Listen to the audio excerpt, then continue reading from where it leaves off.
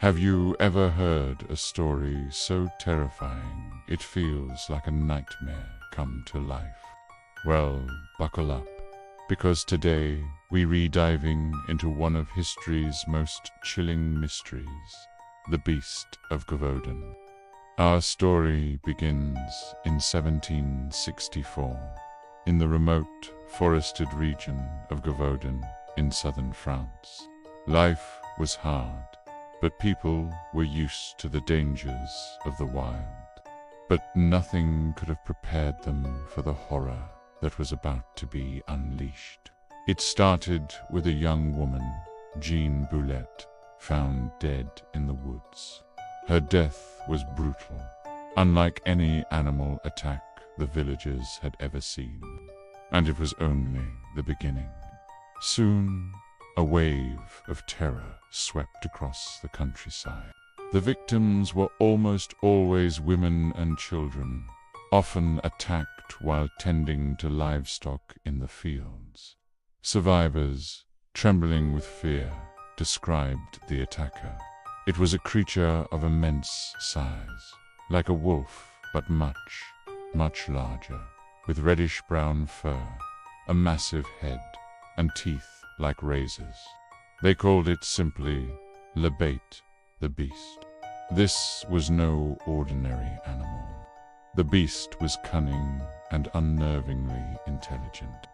It ignored the livestock, focusing its gruesome attacks solely on humans, usually targeting the head and throat.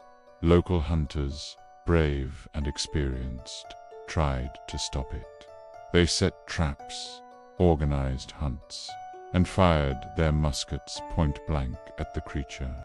But bullets seemed to just bounce off its hide. The beast would get hit, maybe stumble, but would always escape back into the dense forests, seemingly unharmed. Panic spread like wildfire. Was this a werewolf? A demon sent to punish them? The tales of the beast's invincibility grew with every new victim.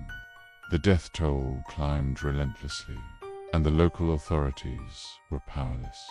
The news eventually reached the highest echelons of power in Paris.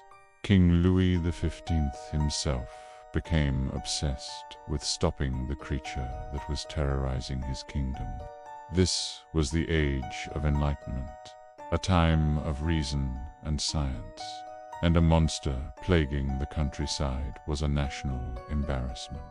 So the king sent his best.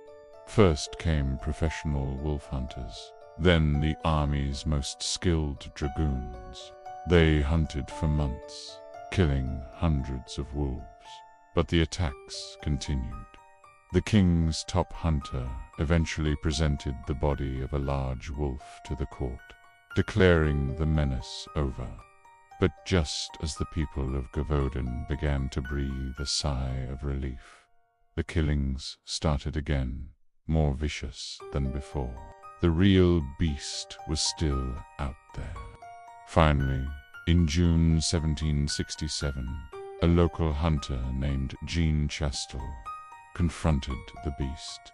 Legend says Chastel used a silver bullet that had been blessed by a priest. With a single shot, he supposedly brought the monster down. When they cut open the creature's stomach, they found human remains inside, confirming it was the man-eater. And just like that, after 3 years of terror and over 100 confirmed deaths, the attacks stopped. But the mystery was far from solved. What was the Beast of Gévaudan? The body Chastel brought forward was described as a large wolf, but its features didn't quite match all the eyewitness accounts. Some theories suggest it was an exotic animal, like a hyena, escaped from a menagerie. Others believe it was a wolf-dog hybrid, bred and trained to kill humans. Some even whisper that Chastel himself or his family were involved. controlling the creature for their own dark purposes. Could there have been more than one beast? A whole pack? To this day, no one knows for sure. The story of the Beast of Gévaudan remains a terrifying blend of history and legend, a chilling reminder that sometimes the scariest monsters are the ones we can't explain. What do you think it was? Let me know your theories down in the comments. Thanks for watching. And if you enjoyed this journey into the unknown, don't forget to like, subscribe, and hit that notification bell for more mysteries. See you next time.